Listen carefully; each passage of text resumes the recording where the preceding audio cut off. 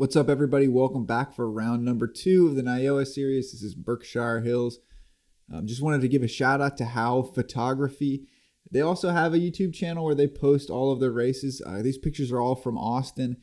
So if you want to check out some of their videos, it's Quad Racer 706 is the YouTube channel there. But let's go ahead and get into the race video for this week's race.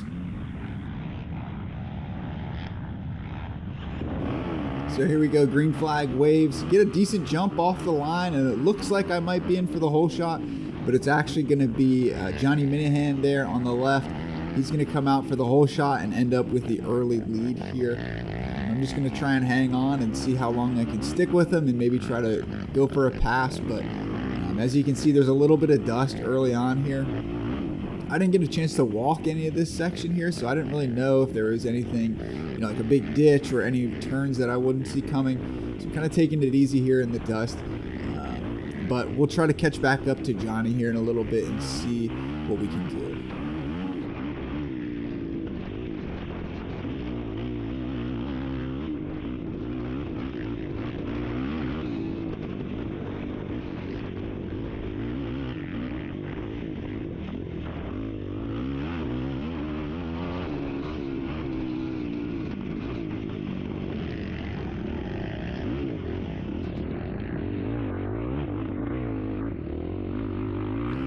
You can see he's already actually kind of opened the gap up a decent bit here. He's just out of sight around some of these corners.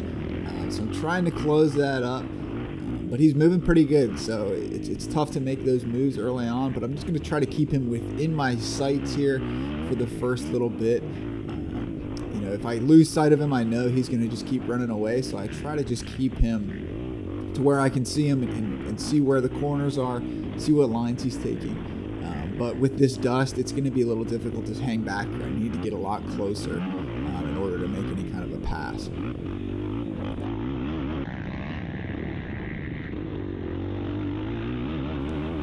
Coming down this next straightaway here, going to make a rookie mistake. Should have just grabbed another gear to keep going. Pat Lane, he ends up just flying past me here, but then in the dust, he loses track of where he's going. He just ends up off in the bushes there. So I'm going to be able to get that pass back pretty quick right when we get into the woods here. Brings us to this creek section. This was a pretty fun section. Had a little bit of rock to it, but wasn't too rough, and it was just pretty fast and flowy overall. And with a little bit of moisture in there, just made for some pretty good traction and a good fun section of the track.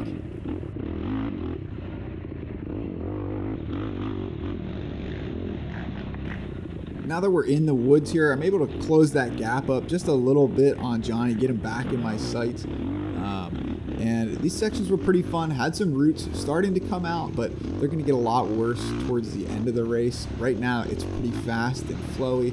And again, I'm just trying to keep Johnny in my sights. He's up there in the lead. As long as I can keep up there with him, then I think I'll be in a pretty good spot.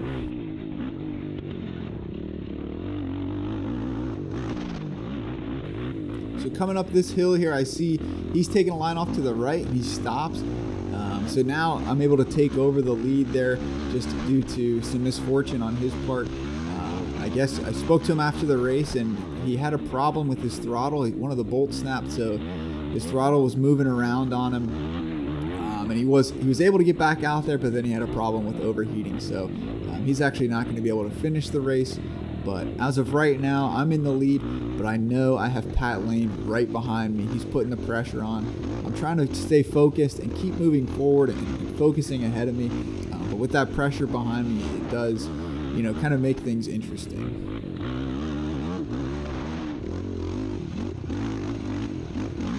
Coming up to this next section, there's an arrow right there to the left. So I go straight, which I think is where the arrow is pointing, but it looks like I'm actually rejoining up with the track. There might have been some more track down to the right of me. And I have another issue coming up here again, where I think the track is going straight, but I think it actually veers off to the right a little bit. It may have been within the 20 feet of the arrows. I'm not totally sure on that. But it wasn't intentional for me to be cutting the track or anything. I just, truly thought that the lines were going that way. I didn't actually realize that wasn't part of the track until I watched the video back. So, if you're watching this and wondering why I didn't go down those sections, I truly thought the arrows were pointing that direction and that we were going straight there.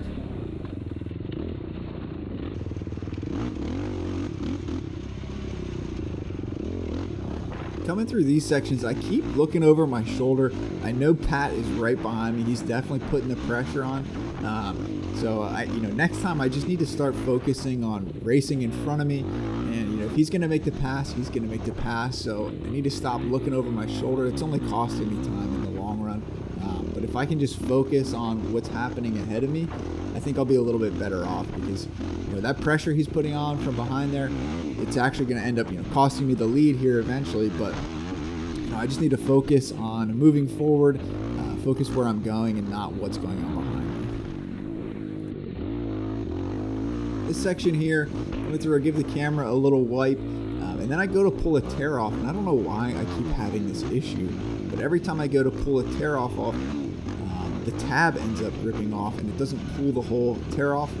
So another mistake there for me, and I still have to clear my goggles off. I have a little bit of mud on there that's affecting my vision, but I'm not sure why I keep having this issue. I only have it when I'm running roll-offs and tear-offs at the same time. But if I run just the regular lens with tear-offs on it, it doesn't happen, and obviously it doesn't happen if I just run roll-offs. But there you could see a couple seconds ago I was able to finally get that tear-off pulled off of there, but it's just a little frustrating when little things like that keep happening, especially on a track like this where the roots are out. It's a little rough. You definitely want to have both hands on the handlebars as much as possible, so when mistakes like that keep happening, it's a little frustrating. Coming through here and still just constantly looking over my shoulder, seeing where Pat is. Again, make a little mistake here. He's able to get by me, and I end up right in front of this tree with nowhere to go. Trying to get the quad in neutral here. Have to get off, push it backwards, and the berm that I'm stuck on here is this real soft, silty dirt. So it's really hard to get the quad to turn. End up having to go right here. I get passed by the first couple guys from, I believe that was the college A class coming past. I thought most people from our class, the junior A class, had already passed me at this point. Right? I thought they were kind of in that group, but I think I was still in second place here, but lost sight of Pat, and even lost sight of a lot of those college A guys. But I'm still going to push, try and catch back up with them and see if I can run with that pack, because I know all those guys are fast riders. Just try to keep up with them for the remainder of the lap, or if I can get them and get around them, that will be even better. Shortly after that mistake, we're coming out to a field section, and of course the dust is getting worse and worse. So I really struggle to ride in these kind of conditions, right? I'm not out there, I'm not going to try and hurt myself going over my head here, but when I can't see, I always end up slowing way down, and it's something that I always struggle with, but got to keep trying to push through the dust, even though you can't really see where you're going. And the dust, when you're racing, it's way worse than what it looks on camera. For whatever reason, the camera seems to look through this dust a lot better than what you can see in person. But still, just got to work on that, work on pushing through the dust to catch back up to the rest of the pack. Moving along here, I hear a faster rider coming up behind me, so I look over my shoulder. I see it's the number 20 of Blake Vale. He's from the college A class. He finishes the day in second in that class, and that's a very fast class. So I'm going to try and move off to the side here, give him some room to get past since he's not in my class. He hits me with a little bit of roost, but that's all right. I'm trying to keep up with him and just see if he can tow me up to the rest of the guys. But honestly, he's putting on a charge, and I've got nothing for him. He's just pulling ahead of me very quickly there. So a pretty good ride for Blake Vale on the day. So he's not too far ahead of me here, but we're going to come through this section with a little bit of a mud hole here. And the first lap, this was not too tricky of a section. There's some roots coming out, but by the last lap, that section was wicked. There were some deep holes forming. I'll try to put the clip in from that section a little later in the race, but it was wicked. Those holes were getting deep, and it was getting a little bit tricky to get through all of those roots and that slippery mud that was there. I don't know what I'm thinking here. The arrows are clearly going to the right. I keep going straight. I actually went under some tape there. I got to work my way back now to get onto this section. But yeah, just a dumb mistake there again. Just not really paying attention, just focused on the trail and not on the actual arrows themselves. So, but that was the only time I made that mistake. After that, I ended up following the actual track and not getting off course. At this point, I'm pretty much riding by myself. I don't really have anyone coming up behind me. I don't see anyone in front of me. And this is really how I spend most of the race. It really spread out, and it just seemed like I didn't run into a lot of other guys in my class or other A-class riders like I did at the first round.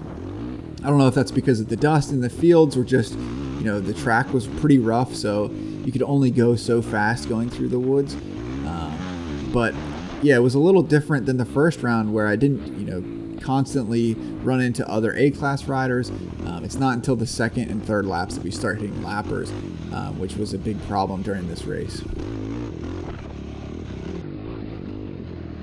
I'm not sure what it was with these field sections, but for some reason it just felt like they were constant acceleration and braking bumps the whole way. It doesn't show up good on the camera for whatever reason, but these were some rough field sections. Normally they're nice and smooth, and they actually smooth out as the race goes on, but these were just really choppy for whatever reason. You can see coming into the corners a little bit, there are some bumps, especially right there. And then coming up here, I make another dumb mistake. I think this is the track, but the corner went another maybe 15 feet to the right. That was the only time I made that mistake. I saw the gap in the tape there, and I thought that was where I was supposed to go. Once I saw the kid on the pit bike there, I realized I wasn't on the track anymore, but by that point it was too late, so I couldn't really turn around.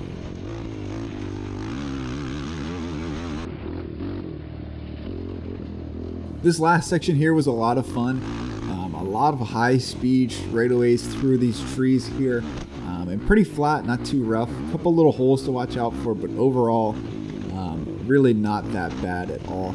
And then this is coming right into the finish line here, so once we come out of the woods, we only have a couple turns left before we cross the finish line to finish up lap 1. At the end of lap 1, Pat Lane was in the lead.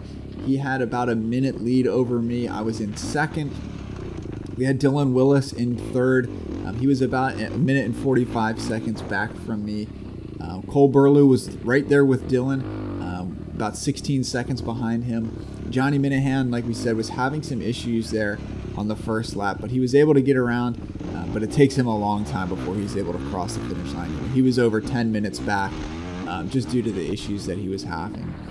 But coming through here, most of the pits are right there. That was really the only place for spectators. So we're beginning our second lap here. I'm just trying to put my head down and charge up to try and catch Pat. He's moving, he put a minute gap on me.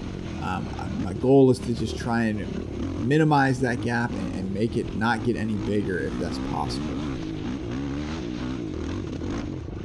Skipping way ahead here. We're close to 40 minutes into the race. These are the times when I really start to struggle. When I'm out there by myself, it's hard for me to keep that pace up without having somebody in sight. So I'm just in my head trying to tell myself to keep on pushing.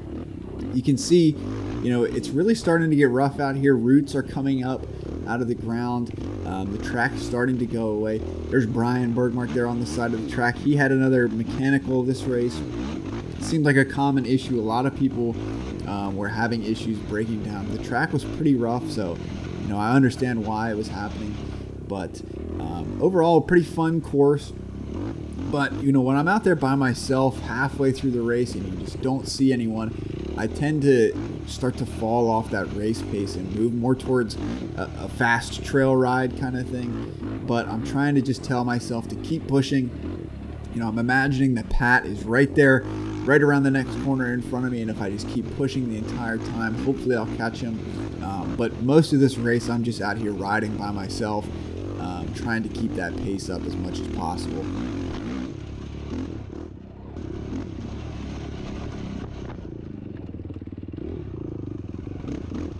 This section really shows how many of the roots are coming out. All that dirt is getting pushed off, turning into kind of a berm on the left there, and everything else that's left is just the roots holding everything together. Makes for a really rough track and really low traction, especially on some of these hills like this one here where you're just sliding on these roots going up the whole way. Here we're coming back up on that mud section. You can see a little bit of carnage. They got the side-by-side in the mud hole there. Some people stuck all over. And the roots are really starting to come out. Big holes are forming, just making it a little bit more difficult to get through that section. Back out in the fields, luckily I don't have anyone in front of me, so the dust isn't an issue. But I come through and this ribbon is blowing here. It gets all tangled up. It's kind of distracting, and I'm just hoping it doesn't catch on my bars or anything as I'm coming into the woods here. Eventually it falls off, but I just thought it was kind of funny that that ribbon was just hanging there and got all tangled up on the front end of the quad. Starting to get close to the end of the second lap here. Starting to hit a little bit of lap traffic up ahead, you can see. But, I mean, these guys are good. They're getting out of the way before I even have a chance to get up to them, so I don't even really have to slow down, which is great. It's always frustrating if you end up getting stuck behind lappers. But these guys were great, moved out of the way right away, and no issue. Getting close to the finish line here again on the second lap. I'm going to come down this hill. I see that there's a lapper up ahead, so I give some rev bombs to make sure they know I'm coming. I'm just trying to make sure they know that I'm going to be making the pass here because I don't want them pulling out and us coming together there, right? That wouldn't be good for either of us. So I'm not trying to be rude by, rev bombing like that, but I'm just trying to make sure that these lappers are aware that there's somebody behind them trying to get through. Give them enough time to, get out of the way or get off the track.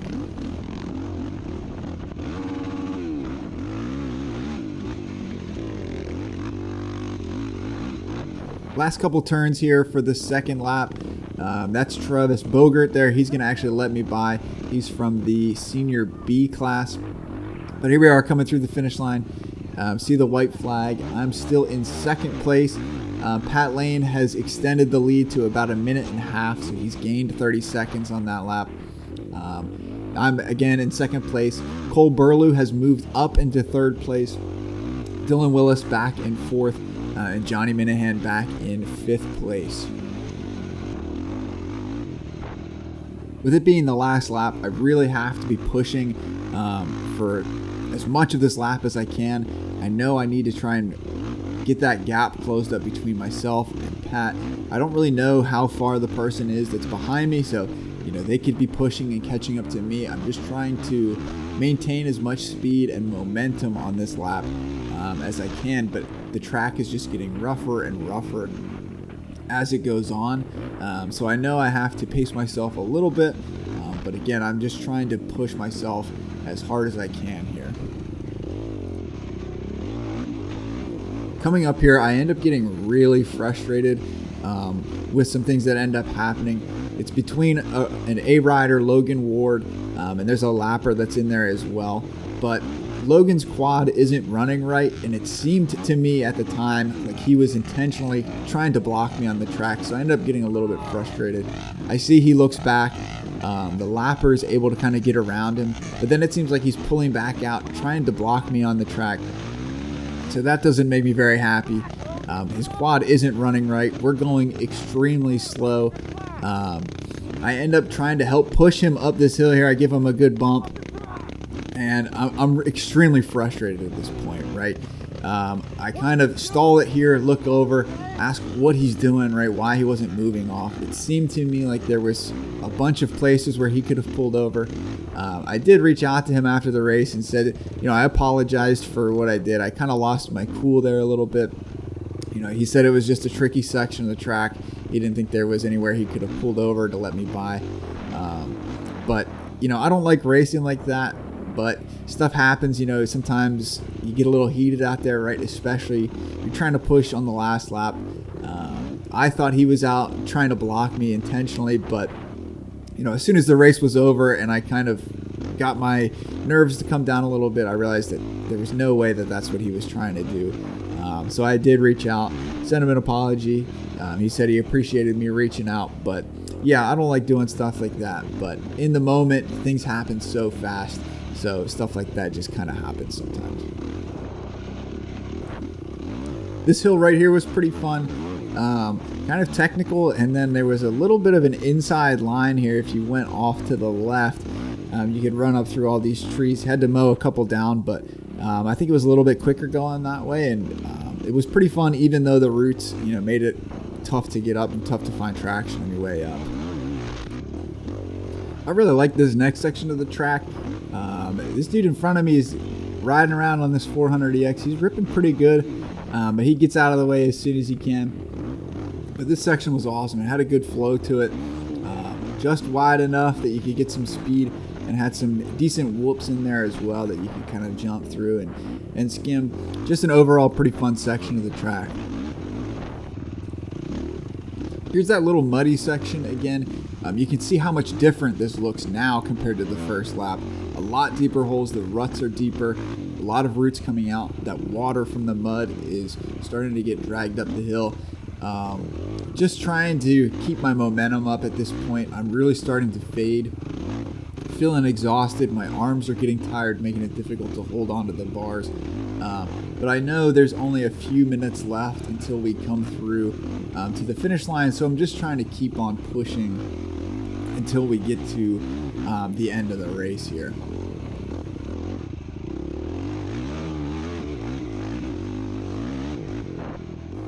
A couple seconds later, I come up on a bottleneck here. A couple quads all stuck together. They're kind of blocking the main line here. I mean, there's nothing they can do about it. I see there's a route I could go, trying to have them get back on the quad so I can squeeze through here and maybe get back out ahead, and luckily was able to get through it without much trouble. Just ahead of me, I see another bottleneck is forming up here, so I'm slowing down, just looking for alternate lines here. I see that if I kind of sneak here to the right, I should be able to just go up here, but I hit those roots, lose traction on the back end, back down the hill. Then I just have to roll back down, kind of dump the clutch, and then just pull up the hill there without too much of an issue. But it is a little frustrating coming up on bottlenecks like that. But I mean, I get it. Those guys are doing the best they can do. We're all tired out there. So sometimes you just have to look for those alternate lines. Coming up on some more lap traffic. I got to look for a line to get around these guys, because I know once you get locked in here, you're kind of stuck in this line. So take this line to the right. I'm able to get around the 4x4 guy, and then just a few seconds later, this guy up ahead of me is able to find a spot where he can pull over, and I'm able to get around him as well. So appreciate when the lappers pull over like that. Coming out into the last field section, the last few turns of the third lap here. As we come through the finish, Pat Lane, he takes the win again. Congrats to him. He was about 2 minutes ahead of me. I ended up finishing in second. Cole Burlew, he was in third place. We had a decent gap ahead of them. He was a little over 6 minutes behind. So I had some room there where I could have slowed down a little bit on the last lap if I had to. Then we had Dylan Willis behind him in fourth and Johnny Minahan in fifth. Thanks for checking out the video. Here are the points as they sit after the first 2 rounds. Still a lot of racing left to do, but this is where we sit as of right now. Thanks for watching again, and I'll see you at the next one.